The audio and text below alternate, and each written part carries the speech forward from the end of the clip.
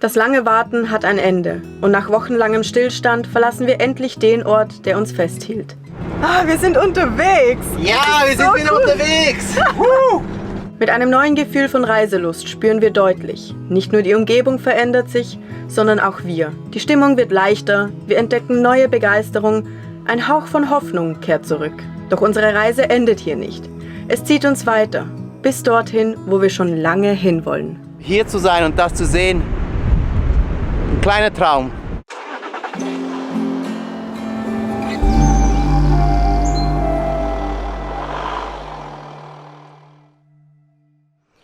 Hola, schön euch in diesem Video dabei zu haben. Ihr seht zwar, ja, wir sind immer noch am selben Platz, aber heute ist es soweit. Wir dürfen endlich von hier weg. Wir haben gestern die Freigabe erhalten. Das heißt, wir sind jetzt schon mitten in den Vorbereitungen, dass wir losfahren können und endlich können wir in diesen Reiseabschnitt starten.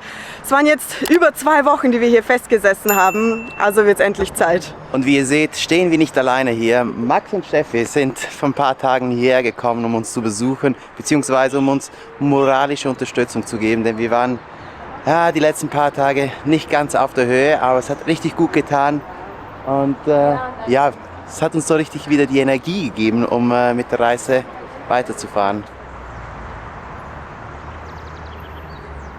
Und hier sieht man, was für ein cooles Fahrzeug die beiden haben.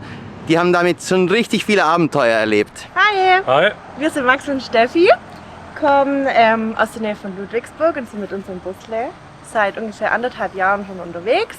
Haben in Halifax gestartet, jetzt sind wir gerade in Peru mit den Chirpies, mit Jessie und Roberto. Ja, richtig cool, dass es geklappt hat. Ja, Genau, voll. wir haben uns spontan getroffen, wir waren in den Bergen unterwegs, die 2 warten ja schon eine Weile hier. Vielleicht noch was zu unserem Busle. Genau, das ist ein Mercedes T1, mittlerer Radstand mit Allradtechnik von Igelhaut. Habe ich vor 5 Jahren umgebaut, in einem Spenderfahrzeug und es funktioniert alles wunderbar. Wir sind sehr zufrieden und auch offroad-technisch geht da echt einiges. Und wenn ihr die wilden Geschichten von den beiden auch mitverfolgen wollt, schaut gerne auf Instagram.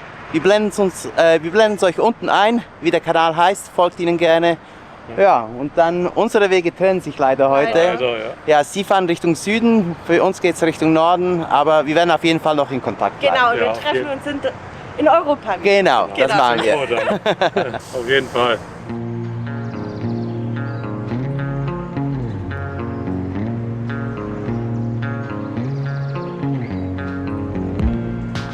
Ja, Auf diesem schrecklichen Platz mit uns gewesen ja, aber es war so schön. Ja, wir haben uns auch sehr gefreut. Also, Sie freut sich. ja, uns auch. Schön. Richtig schön, dass es geklappt hat und in Europa dann hoffentlich. Wenn irgendwas technisch ist, wenn irgendwas ist, kannst du mir jederzeit. Kannst jederzeit schreiben oder anrufen. Alles Gute. Ja, und Weiter. Bye. Tschüss. Alles Gute. Bis bald. Ja, die beiden sind ein bisschen früher losgekommen als wir. Wir müssen jetzt noch alles fertig machen, aufräumen und wir haben ja noch ein paar Erledigungen heute. Auf jeden Fall müssen wir auch Gas füllen, endlich. Ja. Ja, dann schauen wir, dass wir in die Gänge kommen. Ja.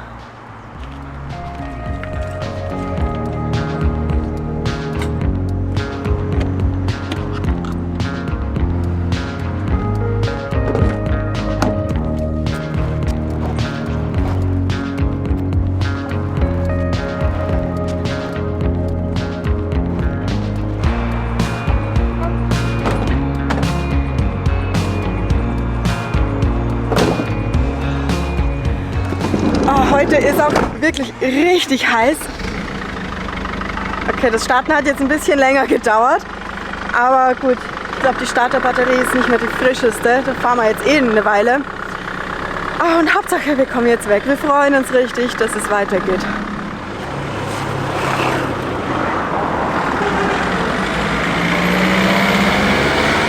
Es ist fast ein seltsames Gefühl, im fahrenden Jimmy zu sein. Fühlt sich auch sehr komisch an. Schon, oder? Ja, nachdem wir irgendwie monatelang mit dem Sönke unterwegs waren, ist es so ruhig und so entspannt hier. Naja, entspannt, ich weiß nicht. Also mit dem Verkehr hier, wir kommen ja einmal durch Lima jetzt erstmal durch.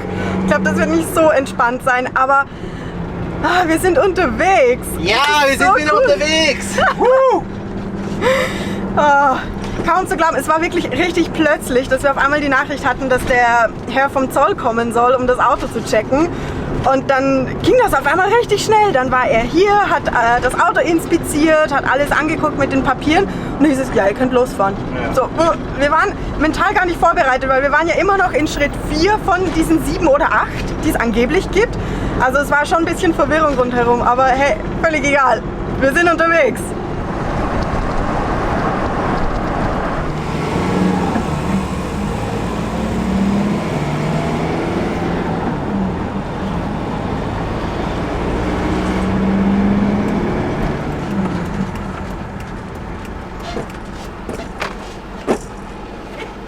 Keine Ahnung, ob die offen haben.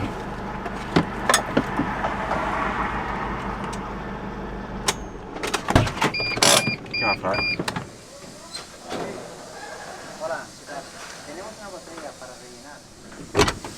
Und? Wir müssen kurz zurückfahren. Schaut sich das an. Muss jemand aus dem Hof rausfahren? Ja, okay.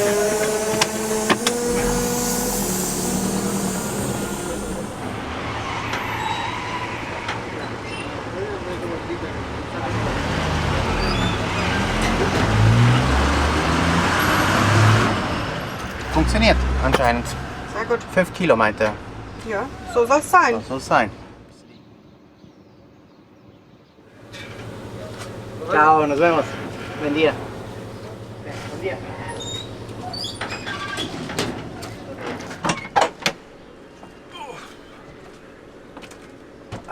Wir haben Gas. Gas. Ich habe ein bisschen zu viel reingetan, aber passt schon. Wir sind bei 12,5 Kilo. Okay. 5 Kilo plus 6,5 sind 11. Ja, ein halbes Kilo zu viel. Passt schon.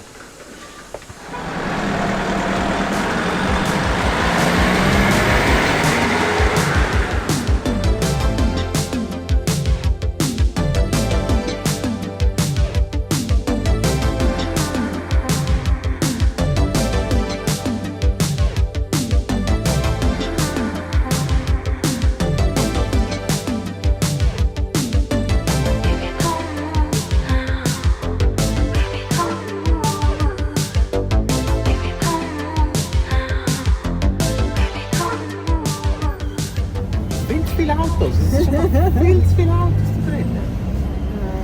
Hola. ¿Perdón? Al norte. Surfear. Ich bin mir das gar nicht mehr gewohnt, so zu fahren. Also der Verkehr hier in Lima ist ja der absolute Horror wieder. Die fahren hier wirklich wie die Letzten, als hätten sie kein Leben zu verlieren. Ich weiß nicht, das ist unglaublich. Ich bin richtig froh, wenn wir irgendwann mal aus dieser Stadt draußen sind.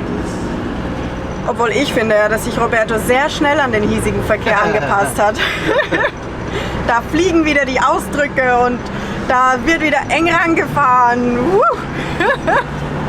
Naja, aber wir sind beide froh, wenn wir hier raus sind. Am am Stadtrand wollen wir dann auch noch einkaufen gehen. Da haben wir einen großen Supermarkt gefunden, wo wir hoffentlich alles wieder kriegen. Und dann schauen wir einfach, dass wir rauskommen und ein bisschen Strecke machen auch heute. Mal gucken, wo wir bis zum Abend hinkommen.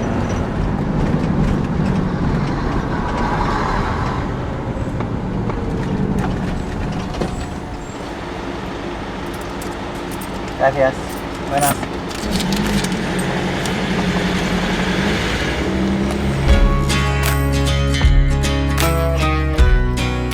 Die Distanz zum staubigen Platz der letzten Wochen wächst mit jedem Kilometer.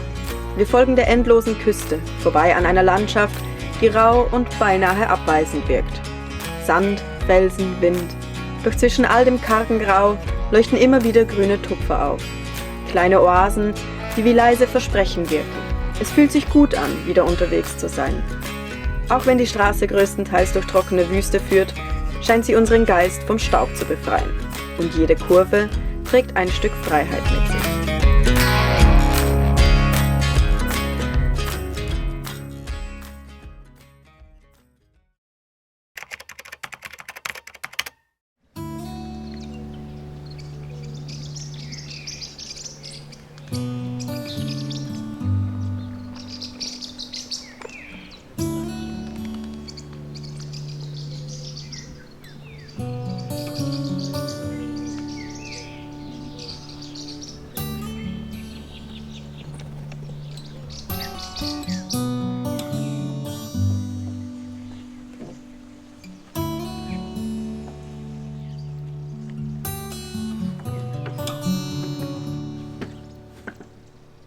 was für eine Wohltat, hier mitten im Grünen zu stehen. Die gestrige Fahrt hat sich ziemlich in die Länge gezogen, aber es hat sich auf jeden Fall gelohnt, hier an diesem Platz zu fahren. Wir sind umgeben von Mangobäumen, man hört das Vögelgezwitschern, es windet auch ein bisschen, also es ist richtig angenehm hier die Temperatur. Wobei ich glaube, am Nachmittag wird es so richtig heiß werden, aber ja, es tut auf jeden Fall gut, aus Lima draußen zu sein, hier wieder in der Natur zu sein. Ja, ich glaube, das haben wir uns verdient. So schön der Platz hier auch ist, eigentlich ist es ja nur ein Zwischenstopp auf dem Weg Richtung Norden. Aber wir werden da sehr wenig Infrastruktur haben und deswegen ist uns da sehr wichtig, dass wir auch stromtechnisch gut aufgestellt sind. Und darum habt ihr ja auch schon gesehen, wir haben gleich in der Früh schon unser Jackery rausgestellt, damit wir das Maximum an Energie nochmal auftanken. Jackery ist seit 4 Jahren unsere Ergänzung zum festen Stromsetup. Gerade wenn die Sonne wenig scheint oder wir auch länger stationär sind, können wir diese zusätzliche Stromkapazität sehr gut brauchen. Über die Powerstation laden wir unsere Handys, die Laptops, Kameraakkus und wir stecken auch mal unser Starlink ein. Und mit dem Solarpanel können wir ein Maximum an Sonnenenergie rausholen, denn die flexiblen Füße erlauben es einem, das Panel ideal zur Sonne auszurichten. Und das macht Jackery zum perfekten Unabhängigkeitspartner in Europa oder auch hier auf der Panamericana. Wenn ihr nach einer Stromlösung für unterwegs sucht oder euch auf Krisenmomente vorbereiten wollt, schaut unbedingt bei Jackery vorbei. Mit dem Code TRAVELERS erhält ihr 5% Rabatt auf euren Einkauf. Scannt dazu einfach unseren QR-Code ein oder klickt auf den Link in der Videobeschreibung. Das Schöne ist ja, wir stehen hier nicht einfach irgendwo von Mangobäumen umringt, sondern das ist tatsächlich eine Mango-Farm und sie stellen hier ein paar Plätze zur Verfügung für Camper und es ist eine richtig schöne Anlage und die Familie ist auch super lieb. Man merkt einfach, dass sie das mit Liebe machen. Also hier dieses Grün rundherum, so ein Garten, die Gemeinschaftsräume. Da gehe ich jetzt auch übrigens gleich mit dem Abwasch hin und ja, man kann hier die Infrastruktur nutzen, aber es ist auch einfach wirklich ein schönes Plätzchen.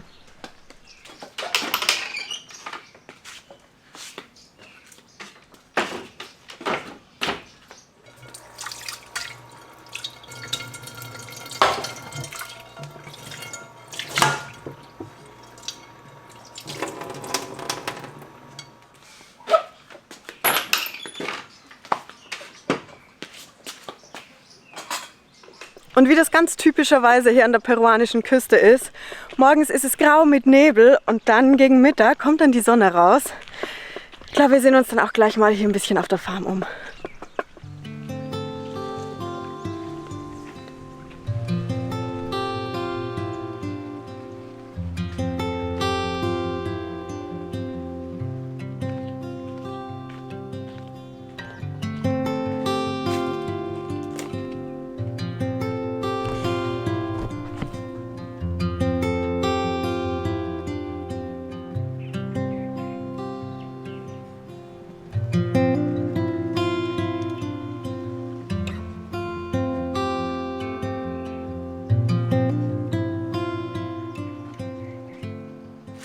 Wir stehen ja so wirklich mitten in der Farm und darum habe ich beschlossen, wenn wir ja jetzt hier durch diese Farm so spazieren, ist es nicht so weit und ich probiere es einfach ohne Krücken.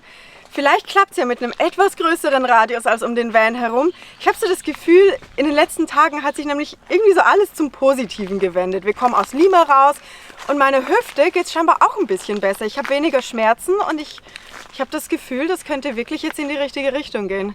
Also ich bin gespannt, ob ich dann nachher wieder Schmerzen habe und es bereue oder ob es wirklich einfach besser geht.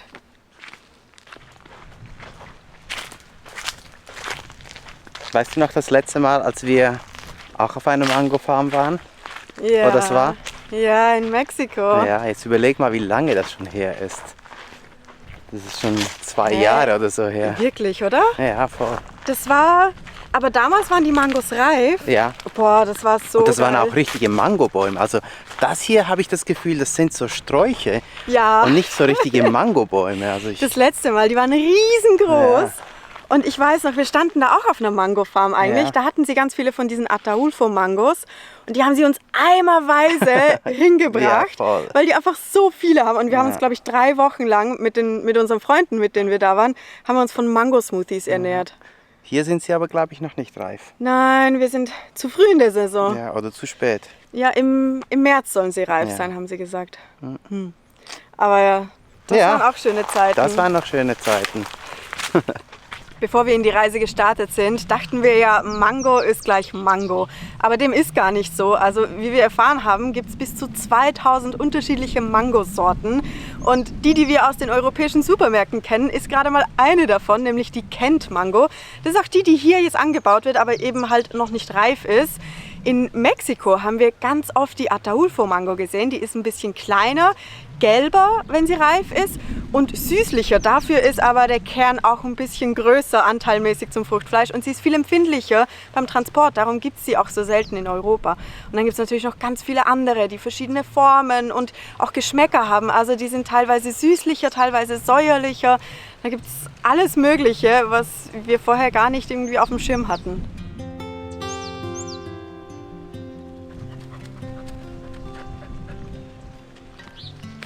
Wow.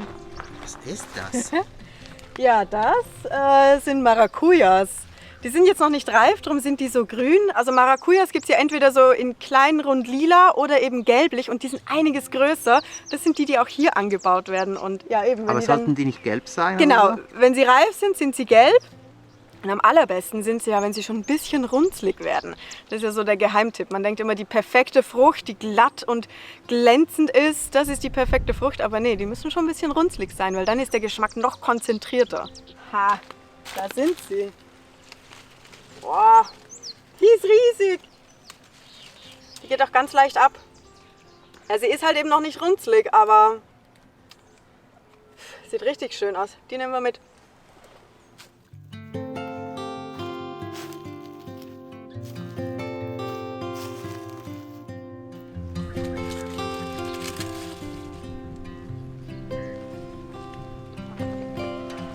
Ich habe ein bisschen Angst, weil sie ja noch nicht ganz reif sind, dass sie nicht zu sauer werden. Und gerade 4 Stück ist ja dann schon sehr viel Säure. Aber das wird richtig gut. Ich mische das noch mit einer Mango zusammen und dann wird das perfekt. Also ich glaube, Jessie ist hier im 7. Himmel angelangt. Ich habe jetzt sogar eine runzlige gefunden. Wirklich? Ja. Okay. Ja, gibt's also doch. Ja. Und nicht, dass ihr glaubt, dass wir hier jetzt einfach rumlaufen und uns hier ohne zu fragen bedienen. Also das ist wirklich Teil dieses Campingplatzes, dass man hier rumlaufen kann und ja, die schönen Sachen, die man hier findet, einfach mitnehmen kann.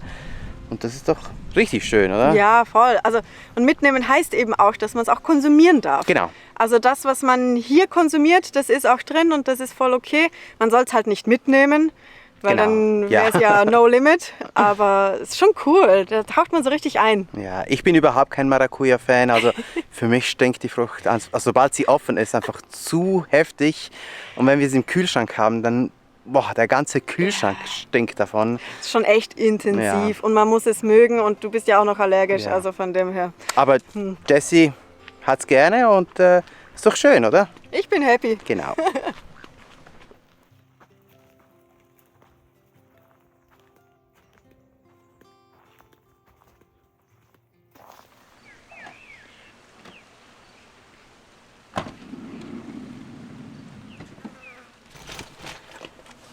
Ich bin gespannt, wie das jetzt ist. Wir machen jetzt gleich mal Smoothies. Mal gucken.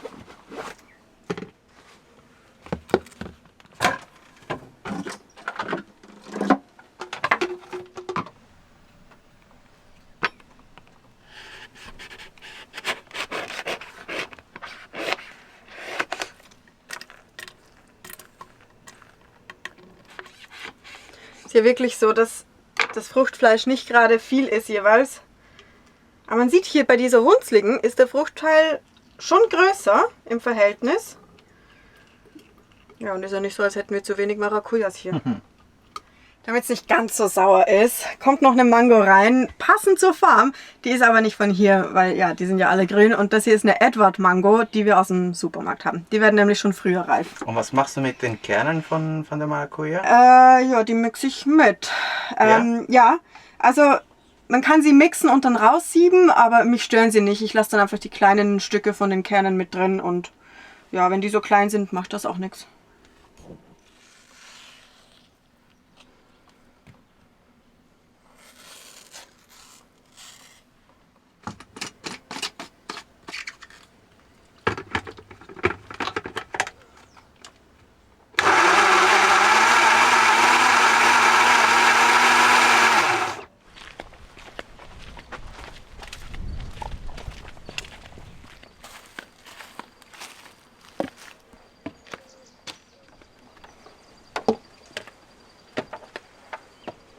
Das ist mal eine Aussicht, nicht?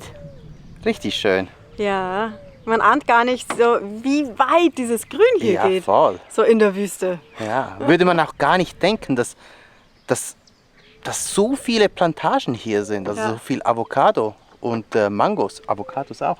Ja, ich glaube Avocados auch und angeblich auch Pitaya, aber die beiden haben wir halt noch nicht gesehen, aber Mangos auf jeden Fall.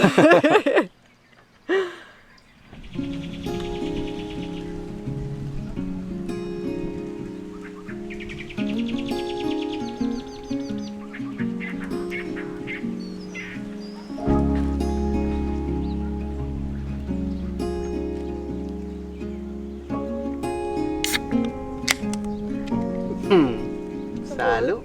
Hallo.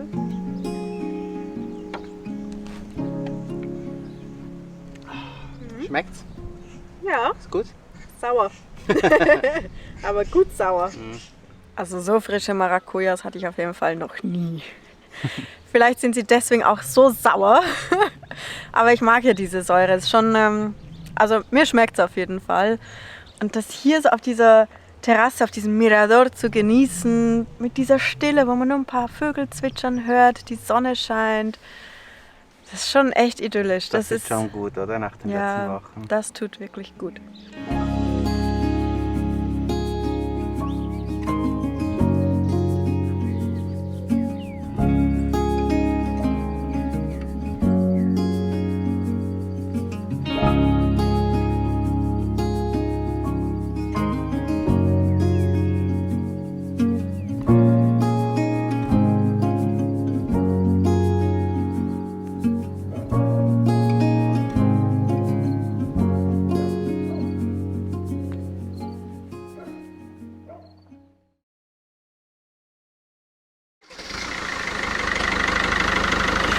Wir sind frisch geduscht, hatten unseren ersten Kaffee und sind ready to go. So schön es hier war. Es war ja unser Zwischenstopp auf dem Weg zur Küste. Wir wollen eigentlich an den Strand im Norden von Peru. Also fahren wir los und gucken, dass wir heute ein bisschen Strecke machen.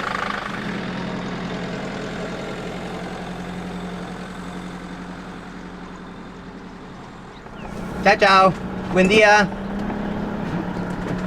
Ach, so süß, der Kleine. Ja. Weiter geht's.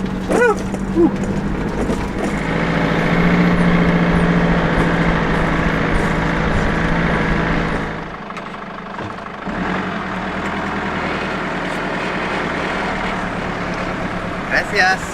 De nada. Schon speziell, was für Landschaften hier aufeinandertreffen. Also so diese grüne Oase inmitten dieser Wüste und dahinter kommen ja schon die Berge. Also eigentlich, wenn man hier so direkt landeinwärts stechen würde, da kommt das Huaraz-Gebirge, das ja auch wahnsinnig schön ist und über 6000 Meter hoch geht und so, ja, das muss unglaublich sein mit all den Lagunen, die es da auch gibt. Ist auf jeden Fall auch ein interessantes Reiseziel, aber ja, gerade so mit meiner Hüfte hat es im Moment wenig Sinn und so einen großen Umweg zu machen, nur um da durchzufahren.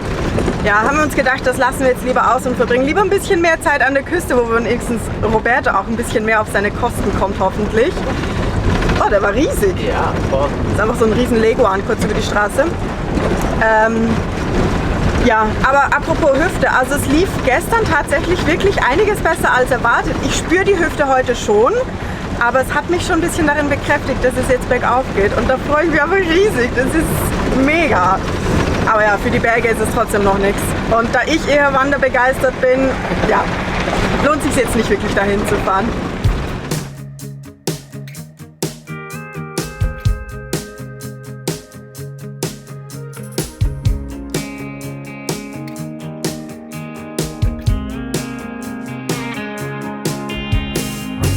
Top down, hear the sound of the breeze carrying us away. Dust in the rear view, free as a bird. This is our time, no matter what they say. Every mile behind only brought us here. Now the road is clear.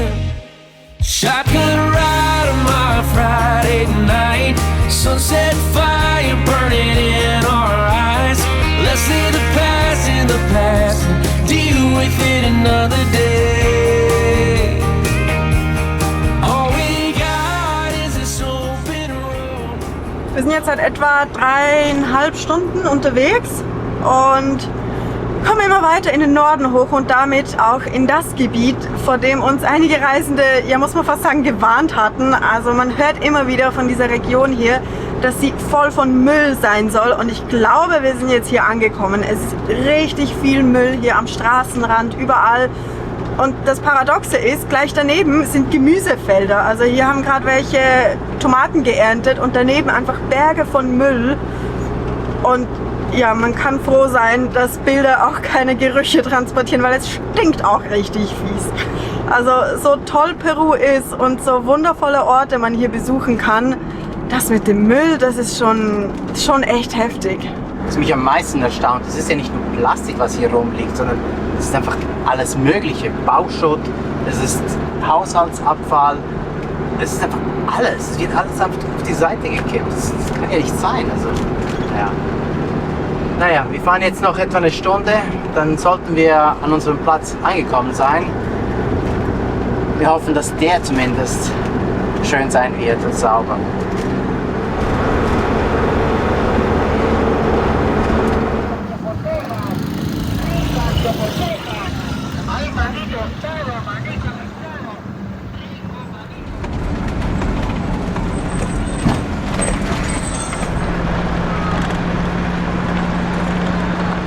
Und genau deshalb sind wir hergekommen. Wir sind da.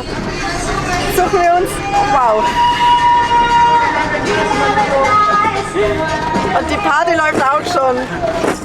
Ja, jetzt suchen wir uns mal ein Schlafplätzchen, orientieren uns, sortieren uns. Ciao. Und dann sehen wir es uns morgen nochmal genauer an.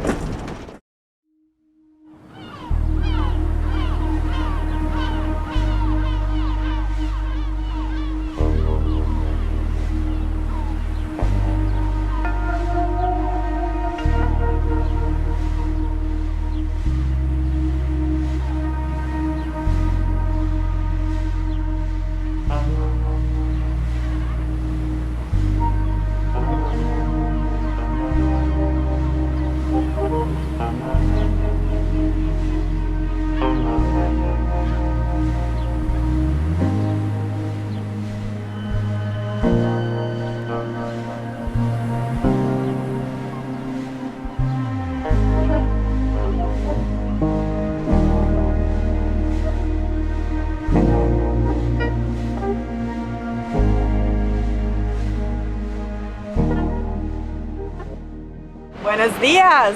Genau deshalb sind wir hergekommen. Ist das nicht ein Traum? Strand, Wellenrauschen, die Sonne kommt sogar langsam raus, relativ früh für den Tag. Ein paar Surfer sind auch schon in den Wellen. Es ist, wir haben so richtig das Gefühl, dafür sind wir eigentlich nochmal nach Südamerika gekommen, für das Reisen, für die Natur, um sowas zu erleben. Endlich!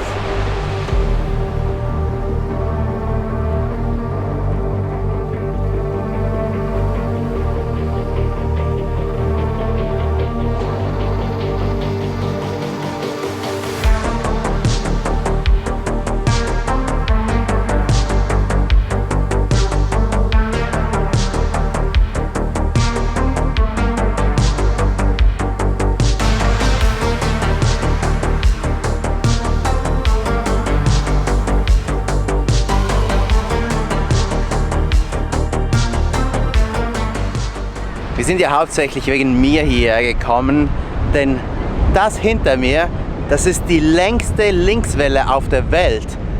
Die ist über 2 Kilometer lang, also wenn man da mal drauf kommt, dann kann man eine halbe Stunde wahrscheinlich surfen. Aber wir haben auch gesehen, wie stark die Strömungen hier sind. Man sieht auch immer wieder diese Boote, die die Surfer abholen, die muss man mieten, also ist nicht ohne hier. Und ja, irgendwie ist das wahrscheinlich doch nichts für mich, aber trotzdem hier zu sein und das zu sehen, ein kleiner Traum. Und hier sieht man, wie lang die Welle ist. Die fängt da hinten an und das geht alles in einem Zug mehr oder weniger bis ans andere Ende der Bucht. Das ist schon heftig. Wir sind heute auf jeden Fall noch hier und beobachten das Ganze. Vielleicht ist ja doch was. Ja, mal schauen. Mal schauen. Und sonst fahren wir wahrscheinlich bald mal weiter.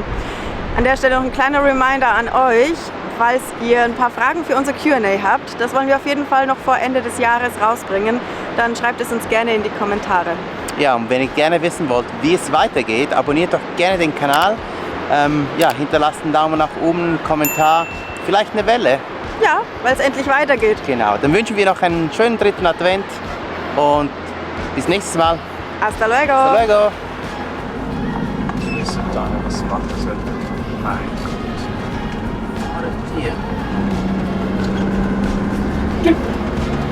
Ich hoffe, dass der Stand ja.